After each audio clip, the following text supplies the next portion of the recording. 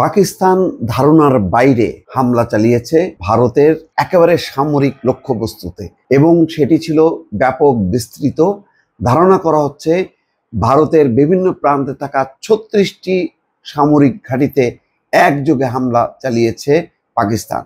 পাকিস্তানের হামলার এই ভয়াবহতার পর মার্কিন যুক্তরাষ্ট্র নড়ে চড়ে বসেছে। সম্ভবত ধারণা করা যায় যে ভারত তার কূটনৈতিক সমস্ত মাধ্যমগুলো দিয়ে মার্কিন যুক্তরাষ্ট্রের কাছে শরণাপন্ন হয়েছে যে পাকিস্তানকে যেন তারা থামায়। সেই প্রেক্ষিতে দেখেন যুক্তরাষ্ট্রের পররাষ্ট্রমন্ত্রী মার্কো রুবিও তিনি সরাসরি কথা বলেছেন পাকিস্তানের সেনাপ্রধানের সঙ্গে। তিনি জানেন যে আসলে পাকিস্তানের সেনাপ্রধান ছাড়া অন্য কারোর সঙ্গে কথা বলে লাভ নেই। কথা আসিম মুনির, তিনি হচ্ছেন দণ্ডমুণ্ডের কর্তা। তিনি যদি সিদ্ধান্ত নেন তাহলে এই যুদ্ধ থামবে, আর তা নাহলে থামবে না।